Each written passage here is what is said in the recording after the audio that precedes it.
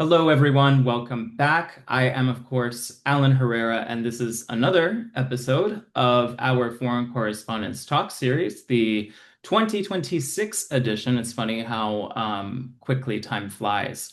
And today I am very pleased to share with you my interview with David Alandete, who is a Spanish journalist. He has had a lot of experience as a newsroom leader, particularly with El País. He's done a lot of reporting and a lot of coverage on fake news, misinformation, and the like. He has a wealth of experience as a White House correspondent. I will hand over the floor to him, but first and foremost, David, thank you for being here. Siempre un placer. It's always a pleasure to have um, my fellow Spanish speakers here with me. I always enjoy that, so thank you.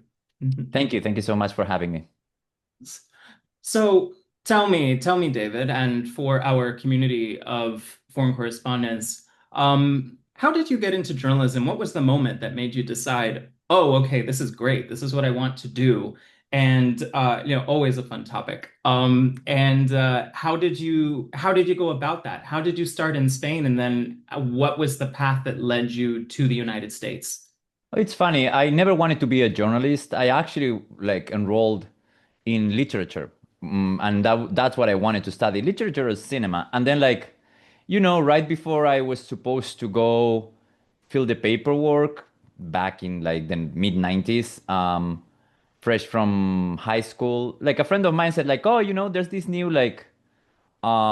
media studies grade that it's like journalism for like TV and radio." And back then like that was the thing. In Spain the private TV craze came in the 90s. We had like a just like a one channel system like public TV for a very long time during the dictatorship and afterwards.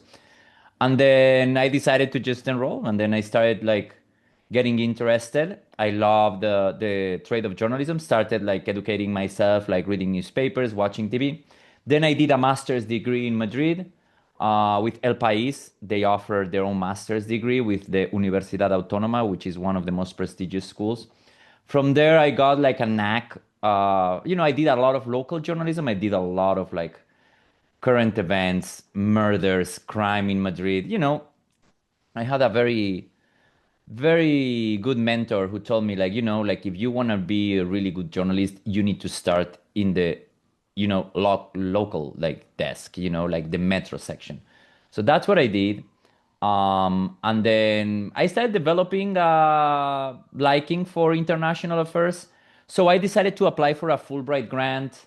um, you know, my proposal was actually studying journalism, international affairs, in the intersection of the war against terror. This was in the early 2000s. So that was the thing. Madrid had been attacked in 2004. Of course, there was 9/11. And I got approved. So I came to the United States, came to DC, studied international affairs at GW. And from there, I became a US correspondent, covered the Obama campaign. Actually, like I covered the McCain campaign, then covered the Romney campaign, then got sent with El País to the Middle East, was their Middle East bureau chief for a couple of years, then became their managing editors for almost 5 years. Um, and then I came to the States in 2018 and covered the Trump White House, the Biden White House, and now the Trump White House again. So yeah, that's in a nutshell how I came to this moment. It's it's quite a journey, and like throughout this period, we have seen such an enormous change in the American political landscape just in the last 17 years, right? Or so, right? Like going back, let's say, right, to the success of the Obama campaign. And since then, we have had a nationwide, really an international conversation on the rise, the proliferation of fake news, of misinformation, of disinformation networks. And as I understand it, and of course, as I mentioned to our listeners, to our viewers, you have written a book on this topic. You've really delved into covering these misinformation and disinformation networks, correct? And I'd love to know just how that has informed your experience reporting in this country. Because again, we're there are just so many changes. So I'm just curious to see how you've internalized them and how you've approached your reporting. So for me, the journey towards researching this information, and you're right, I wrote a couple of books about it. One of them more focused on Russia, the other one more like in the wider sense of, and this is from 2019, like it was like not the beginning, but it was the peak of the, fake news, disinformation craze. So I came across the topic actually working in Spain. We started to see a lot of Russia activity from Russia's state channels in Europe, also in like Spain during the Catalonian crisis, but I had seen it also in Latin America. I used to go to Brussels a lot and talk to a lot of European Parliament deputies, and like they started actually, telling me about the issue of like Russian state disinformation. So that's when I started like really, really deeply going into the topic. And then from there, I started to focus on like what were their strategies, how they were creating a parallel environment for news. They were actually funding sites like Sputnik and RT that are not news outlets, and they were funded by the Russian regime in order to spread lies about everything, about the American campaign, about the European Parliament, about the European Union, about the Ukraine war, the one that started in 2014, right? So yeah, I did that. It was not easy. I got attacked a lot by Russian state media, like there were like hundreds of stories like that. Called me like a propagandist, like a NATO sucker, like anything that you can imagine. An imperialist. Like it's interesting. Like they got like very defensive.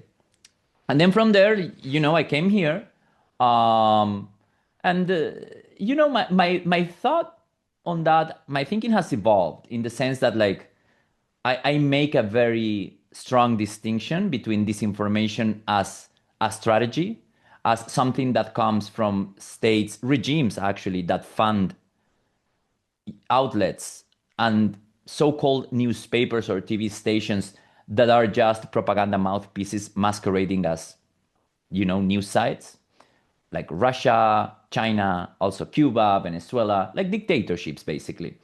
And something that I think wrongly has been called disinformation in democratic systems, that is just, like political manipulation, lies, spin. And I make that distinction. So I do not believe that in the United States, in Europe, we have a disinformation problem. I believe the West has had a disinformation problem coming mainly from Russia, but also from China and other parts of the world. Mm. And considering that you've been as you just mentioned, you've been the subject of numerous attacks, right? Numerous attacks just for doing your job. And that is something that journalists in general, when you enter this field, you do so with the understanding that yes, the work that I do could very well, be the target, be targeted by a government or by bad actors.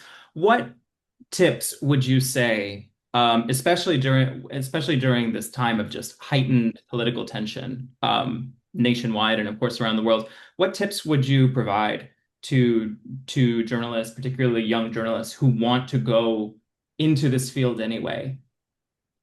Listen, this is a very interesting question. Let me tell you something that happened in Spain in November, October, November. So I'm a White House correspondent. Spain is the only NATO country that has not committed 5% of their GDP to defense spending. The only one. We have an exception. So President Trump has been upset about it, and he talks about Spain very often. So I asked a couple of questions in the White House, along with other colleagues, but I insisted. I also asked the NATO Secretary General Mark Rutte about it. Covered the last Zelensky visit. I was part of the pool. I sent the report. So I asked about Spain. I asked about Venezuela, Brazil, like whatever, but I asked about Spain. Well, to my shock and surprise, my own government, the Spanish government, a minister basically accused me of being a traitor to my country for asking about what were the consequences for Spain, because Trump is not happy. Trump has suggested, it's impossible to do it, but kicking Spain out of NATO. Trump has circulated the idea of tariffs. Trump wants Spain to be punished for not committing 5% of GDP. But for me, it was extremely, extremely uncomfortable that my own government was accusing me of being a traitor just for asking a question. I went to Congress in Spain in November. I was called to testify on like other topics. Like there's also been like issues with Spain and its close ties to China within NATO. And listen, one of the members of Congress from the government, from the Socialist Party, basically accused me of like being a mouthpiece of whatever interest just for asking questions. And then other colleagues from other newspapers like El País went on the record to even criticize me, saying that I was obsessed with Trump attacking my own country, just for asking questions, something that like members from the foreign media do every day. They need to ask about their countries and like many other topics. So yeah, this was uncomfortable, but I was so sure that I'm right in this, that the role of a journalist is to ask questions, even if they're harmful for your outlet, for your employer, for your country, or for yourself. It's a fact that Trump is upset with Spain. It's a fact that Spain is not committing the same as the other countries in NATO towards their GDP, towards defense spending in their GDP. So as for advice, these situations arise. We see very tense dynamics between the President Trump here in DC and members of the media. We see this like more and more often in countries like Colombia, Mexico, whatever. So I think that's the normal dynamic. As a journalist, you speak truth to power, you ask the difficult questions, and you get attacked by it. So like my only advice is like get used to it. That said, like that's how you should do the work.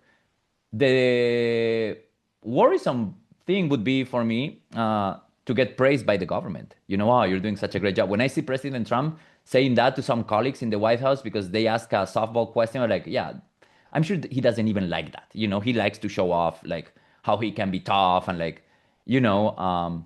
so yeah, and I mean, I think that's the normal dynamic. That should be the dynamic. And we also need to raise our voices and denounce when like an attack of this type happens. But yeah, business as usual. Mhm. And it's very interesting to hear that, considering that you, again, as a White House correspondent, you have direct access to the halls of power, if you will. And being in these rooms, it carries an enormous responsibility. There's an enormous responsibility for journalists to, as you said, speak truth to power despite these pressures. And would you say that as a foreign correspondent that you feel more pressure to do a good job than let's say a native born American correspondent? The reason why I ask that is because the association itself, right, was founded with the mutual understanding, among many other values, the mutual understanding that foreign journalists in general have fewer resources available to them at their disposal than their native-born counterparts. Uh-huh. So yeah, as a result, right, there are higher barriers to entry, and there's just more work that they need to do to engage in, for example, to connect with sources and what have you. So I'd like to just hear your thoughts on that. Listen, we are all professionals. We all do our jobs at the White House. Each one has their own agenda. I have to say something. President Trump has given the media more opportunities of access than the previous administrations. I covered the Obama and Biden administrations. I was never able to ask a meaningful question to any of them. With Trump, we talk to him. He comes to the room, he opens the doors, and he just like points at you and you ask a question. Like the foreign correspondents in the White House that are part of my group, like the White House Foreign Correspondents Association, we ask the president very often. Like the last time he came to the podium to talk about the tariffs and the Supreme Court, he addressed questions about Syria, Iran, Europe. So I think this administration is giving the foreign media an opportunity to shine. That within, the parameters that President Trump is very combative, like he actually picks fights with journalists. And sometimes I see him like, oh yeah, I don't understand what you're saying because someone has an accent. That happens, and that's a reality of the White House coverage right now. But access, there's no color. This is a golden era for international journalism in the White House. Now, when it comes to resources, yes, there is a problem, but the problem comes from the White House Correspondents Association. I'm a member of that too. But we are not considered. We can't even vote. Most of the foreign media don't have the right to vote in the White House Correspondents Association. We have suggested, the group that I'm part of, many times to meet with their leadership to, see what the foreign media can do. And like, there's just like a very small group of journalists that have been part of a small group, very limited, coordinating with the White House Correspondents Association. So we decided to create something wider, and now we represent close to 60 journalists from I can tell you Italy, Africa, Angola, Turkey, Colombia, Brazil, Canada, Spain, whatever you can imagine, Qatar, even Iran. We have a Chinese diaspora too. And, there's just not a willingness from the leadership of the White House Correspondents Association, of which we are part, to work with the foreign media. And they don't give us the resources. We don't even have a desk. They reviewed the seating arrangement and decided to grant one of the seats in the briefing room to a very small group of 20 journalists. And they left the foreign media out of the equation. So it's not the administration that is making the work of the foreign media more difficult. It's the White House Correspondents Association. And I'm a member of it, and I've denounced this, and I'm going to keep denouncing it, because we, in 1 year that we have been requesting, we decided to organize, we have been requesting a meeting with the president of the White House Correspondents Association. She has never met with us. Never. This is, it's very interesting to get this perspective right now. And I think that it's important to hear it. It's important to hear it and important to say it, because I think that, and this is just my own observation, speaking as somebody who was interviewing you, of course. So often the media does get hung up on, look at the attacks that are coming from the White House. Look at the attacks that are coming from the White House. And there's less of a conversation about the internal mechanisms, as you just think, let me add something there. This Sure. is normal. I've seen Joe Biden call Peter Doocy from Fox News son of a bitch. Was there an outrage there? No. There's a lot of outrage with Trump because he goes yes, he calls someone quiet piggy. So, but those dynamics of attacks, they go back to, I don't know, Nixon, even earlier, that's the normal dynamic. What there is also, a lot of, there's not a willingness to coordinate with the wider foreign media. We're within the association and the groups that control, that used to control access to the president, and that Trump broke that. There has been a willingness to overlook the foreign media. It's oh, it's not important. Ironically, a president that campaigned on, making America a priority, not getting entangled in international affairs so much, is the president that has opened the floodgates to all the foreign media being able to talk to him. I see open press events, in the White House, we have closed events, pool only, expanded pool, open press. When it's open press and everybody can go there, and we go there with the chopper, and Trump is getting into the helicopter and everything with the noise. I see all my friends there, my colleagues from the foreign media, waiting hours and hours and hours and hours because, we don't have the privilege of having always a pool rotation. But then they get there, and then questions about Kurdistan, Syria, Angola, Rwanda, Brazil, Colombia. Trump takes the questions and answers everything. He gave me quotes about, Maduro. I asked him about in November, October, I asked him when Zelensky was visiting the White House, like, what does Maduro need to do for you not to go, the Venezuelan dictator, Mm. to do what he was going to do in the end? He's like, yeah, can I use like a bad word? Sure. That's what he said. He said like he knows not to fuck around with the United States of America. Like he was like telling him like stop or like Mhm. or else. So or else. So he gives you meaningful quotes. He engages with you. Um, and the problem for the White House Correspondents Association is that the president that they have been criticizing so much over, you know, dealing with the media and attacks from the president to the media is at the same time the president that has given the foreign media the opportunity to shine and do their work. And it's not just a very small group of journalists controlled by two or three of them that keep a rotation of 15 to 20 people. Now we organized, we have something called the White House Foreign Correspondents Association, which works independent and parallel. And we just like, we go there, we share information, we have a WhatsApp group, we coordinate pooling, and we just decided to organize. Because when you're at a disadvantage and you keep being overlooked, you need to take action. And that's what we decided to do. Mhm. I think that I really appreciate you voicing these frustrations because, again, it's giving me greater insight into the things that foreign journalists need, and that is what we, as an association, right? That is what we are always dedicated to. We want to see what is the best way that we can represent the foreign correspondent community. And if we don't know this, if we don't hear stories, like yours, then how is it that we, and not just we, right? Because there are, of course, so many other organizations that are fighting for free and fair expression, right? How is it that we can actually meet our mandate? How is it that we can actually please our membership? What would you say, given everything that you've shared with me right now about, for example, all of these deficits within the White House Correspondent Association?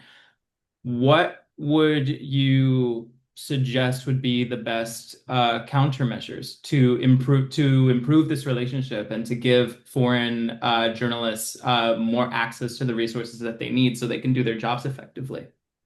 Listen, I think the foreign media should be like today, there are no walls between like media formats, like it doesn't make sense to think of yourself, like as the only, the only way in which the information is going to flow. We're not in the time of like the dominance of like the print or like the TV, like social media and like internet and like smartphones changed everything, but also like El País, where I used to work, published stories in Spanish and English and Portuguese.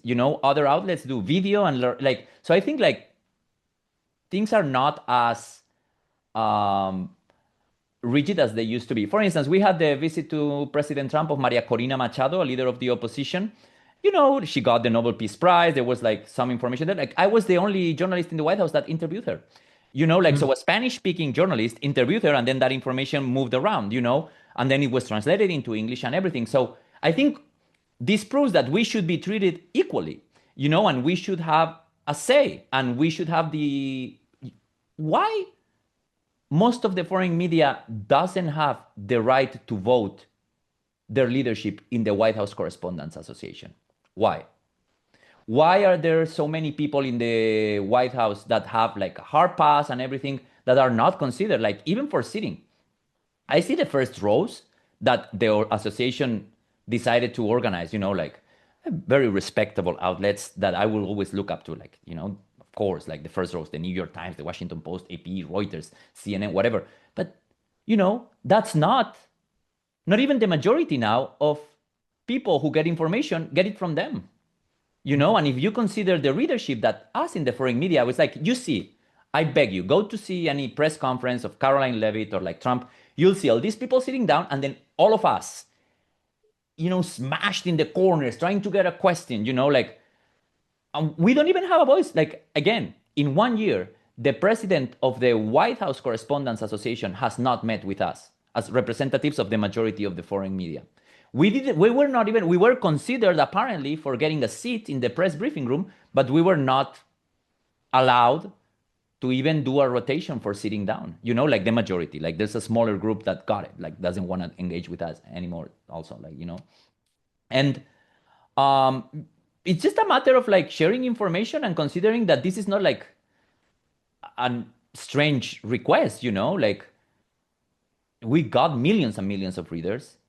President Trump and this administration are also focused on their image abroad after, like the negotiations in Gaza, Ukraine, everything. Like he wants a Nobel Peace Prize. So like openly, he's campaigning in the world stage, So he takes questions from foreign media. And I think like having forums where we can share ideas and we can talk like what we created in the White House, like the White House Foreign Correspondents Association, very small, starting now, but like, it's the seed for something. Or your group, is also like an important way to actually engage and like share ideas like we're doing now and have the voices heard. And also like many times I talk to journalists, foreign journalists in the White House, and like, we're scared, like we're not connected. We're like, oh, but I'm not gonna say this, like they're gonna get upset. They're gonna like, oh, I don't care anymore, like we need to be heard. Our readers are as important as the American readers. This is the top power in the world. President Trump is as engaged with Iran, Venezuela, Cuba as he is with Ohio, Nebraska, or whatever, here in the States. So I think we have a very good point to make and to be heard, and be taken into consideration. We need a seat at the table, definitely. Listening to that, I think that you're making excellent points about how, let me put it this way. Without access and without representation, you end up in the long run compromising the integrity of reporting at different outlets. You end up compromising journalist jobs, you end up compromising fact checking, you end up compromising all of the processes that are imperative to the free movement of information. And if the United States is meant to be a place where the First Amendment is honored and respected, and where the Fourth Estate remains a force that can hold power to account, then these issues of access and representation need to be addressed. Listen, the United States, I worked everywhere. Like, I worked in Spain, I worked in Brussels, I worked in Israel, I went to Afghanistan, Mexico, Brazil, Colombia, whatever. This is the country where freedom of the press is strongest, where it's most respected. I come from a country, Spain, where my prime minister has been in the United States 3 times and I have never been able to ask him a question. Never. I've talked to Mr. Trump, to President Trump, 12 times this year. And to Joe Biden also, like I ask a couple of questions, like ask questions like, this is a country where you can actually do your job, where you can actually break news, where things happen and the media are heard, Now, what I would like to see is the foreign media organized and taken into consideration, because we are not. But this is also our, like we are to blame for this, in the sense that like we are reluctant to organize, and to, like I have to deal with this, I have to deal with that. I don't want to pick any fights in the White House, but,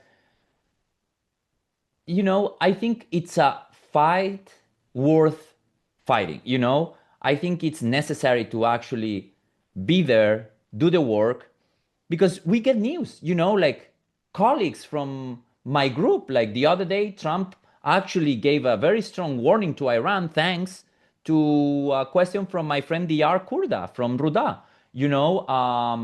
I've had colleagues from Colombia getting very meaningful warnings to Gustavo Petro. I got that like quote about Maduro, and like Trump engages, and like he gives information, and also like other administrations and also other officials in their administration. And we have a golden opportunity. Listen, the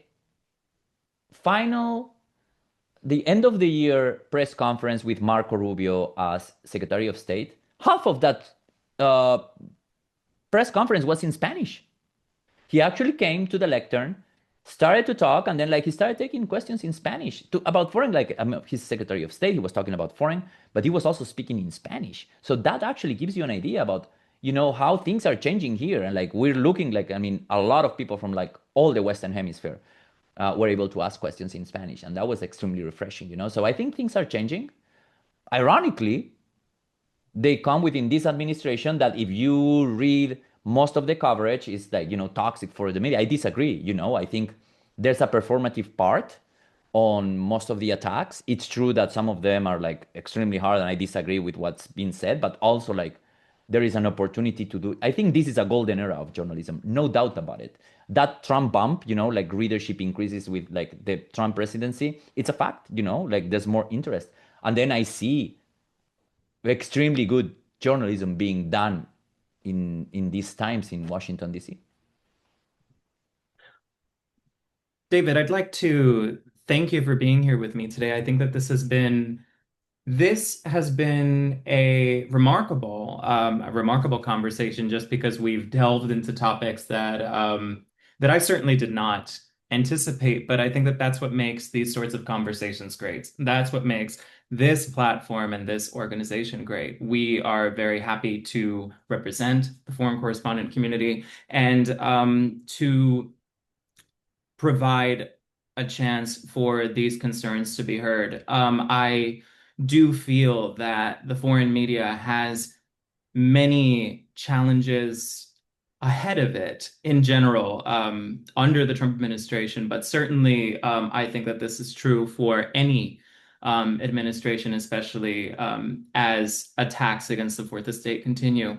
But it sounds to me like you have a very optimistic view of this future that can just you're really outlining the benefits that exist for foreign media, and I do think that that's it's very worthwhile to hear, especially when so much of the Trump administration, for all the very legitimate concerns, there's a lot of doom and gloom amongst the foreign media right now. So, is there anything that you would like to um, close out our conversation with No, this? I mean, I agree. I think like there's doom and gloom, but there's also like self-inflicted damage, in the sense that like there's a small group of journalists that has controlled access to the presidency for a very long time. I'm talking about my beat, obviously, like just the White House.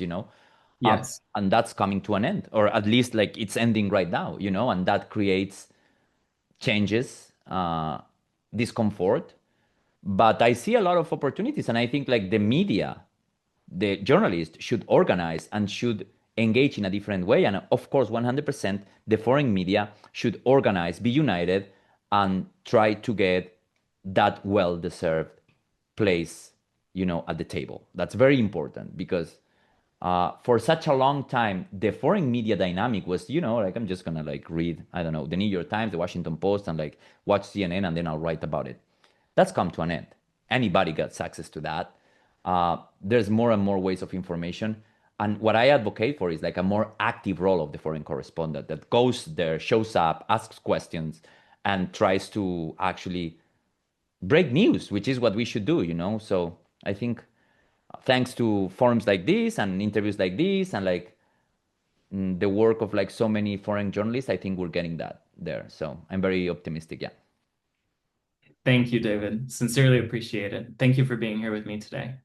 Thank you.